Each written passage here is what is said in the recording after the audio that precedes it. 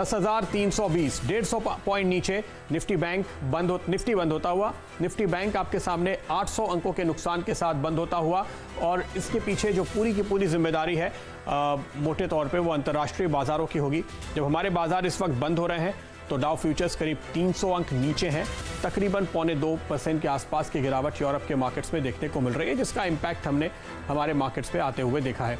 आगे बढ़ते हैं, कुछ और स्टॉक्स आपकी स्क्रीन पर लेकर आते हैं और उसके बाद वीरू से जानेंगे वायदा कारोबार में आज कहां कहां उन्होंने इंटरेस्टिंग मूव्स बनते हुए देखे। ये देखिए तेजी वाले स्टॉक, पावर इक्विपमेंट्स 4.5% ऊपर भेल आपको दिखाई देगा। सनटेक रियल्टी में मोटा भाई ने आपको एक राय दी तेजी करने की और ये 6.5% ऊपर ट्रेड करता हुआ। मुंबई की रियल एस्टेट कंपनियों के लिए राहत मिली है और उसका फायदा आप यहां पर देख रहे हैं। कुछ और बढ़ने वाले स्टॉक्स, हीरो मोटो, एक तेजी का कॉल आपको लगातार मिला क्योंकि मैनेजमेंट की कमेंट्री पॉजिटिव होती हुई। यूनिकेम लैब और हेवल्स, ये कुछ और तेजी के कॉल कमजोर बाजार में जिन्होंने आपका मुनाफा बनाया। निफ्टी के कुछ गेनर्स आपकी स्क्रीन पर अब आते हुए। आयशर मोटर्स शुरुआत में ही यहाँ पर आपको एक तेजी का कॉल दिया गया। नेस्ले, आईटीसी, तो ये कुछ डिफेंसिव स्टॉक्स जो मदद करते हुए नजर आ रहे हैं। आईटीसी के नतीजे भी हैं अगले 2 दिनों में। एशियन पेंट्स नतीजे के बाद शार्प रिकवरी यहाँ पर आती हुई दिखाई दी मैनेजमेंट की कमेंट्री को सुनने के बाद, तो यहाँ पर एक अच्छा तेजी का मूड कमजोर बाजार में बनता हुआ दिखाई दिया। ये था कैश मार्केट का हाल। वायदा कारोबार के संकेत, वीरू बताइए।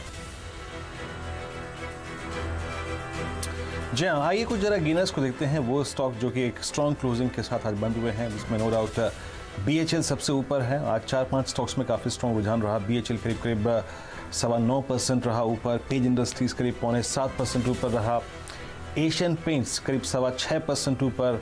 एस्कॉर्ट्स में अगर आप देखें, एस्कॉर्ट्स ने पूरे ऑटो को लीड किया है, आज भी 5.5% ऊपर। और बैंक्स में अगर आप देखें तो आरबीएल करीब 5% का मूव यहाँ पे रहा। हालांकि आखिरी में थोड़ा सा रिट्रेस हुआ स्टॉक, लेकिन ये 4 स्टॉक्स काफ़ी शानदार मूव दिया इन्होंने। अच्छा, ओआई गेनर्स को देखते हैं। कुछ स्टॉक जहाँ पे काफ़ी स्ट्रॉन्ग और सब्सटेंशियल ओआई गेन हुआ। एनसीसी जिसका जिक्र मैं कर रहा था, हालांकि क्लोजिंग बहुत अच्छी नहीं रही, लेकिन ये एक टॉप ओआई गेनर था।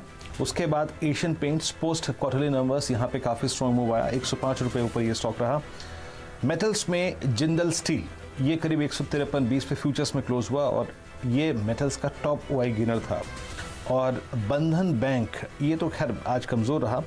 डाबर में एक मूव था और बर्जर पेंट्स, ये कुछ ऐसे स्टॉक्स हैं जिनमें काफ़ी स्ट्रॉन्ग ओएरिएशन हुआ। डायरेक्टर साहब, 4 स्टॉक्स और लेके आइएगा।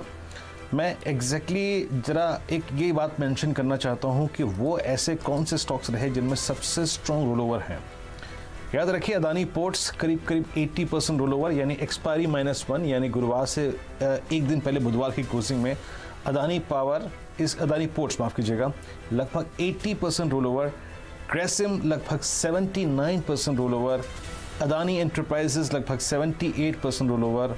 और JSW steel with in the metal space अगर आप देखें, इसके रोल ओवर्स रहे 76%। आईटी में टेक महिंद्रा करीब इसका 74% रोल ओवर था। और फार्मा में जिस स्टॉक का सबसे स्ट्रॉन्ग रोल ओवर है वो है Aurobindo pharma with 73% roll overs. Pradeep. बिल्कुल, तो ये स्ट्रॉन्ग रोल वाले स्टॉक। और अब कल की एक्सपायरी पर हमारी नज़र होगी। आमतौर पे हम ये देखते हैं कि एक्सपायरी के पहले दिन यानी बुधवार को आप एक बड़ा मूव आते हुए बाजार में अक्सर देखते हैं और फिर एक्सपायरी के दिन इतना पेन नहीं होता और हम एक ठीक ठाक सेशन के साथ एक सेटलमेंट देख लेते हैं। उस पर नज़र बनी रहेगी। ध्यान रखिए, 300 अंकों की एक गिरावट डाउ की हमने डिस्काउंट कर ली है। अब वास्तव में ग्लोबल मार्केट्स का परफॉर्मेंस कैसा रहता है, इसके ऊपर हमारी नज़र होगी। इस बात को आगे बढ़ाएंगे चाय पे चर्चा में। फिलहाल वक्त है इजाज़त लेने का अपने एक्सपर्ट से। बहुत बहुत शुक्रिया हमारे साथ जुड़ने के लिए मानस, मानव, आप दोनों का ही, और अपने तमाम कॉल देने के लिए।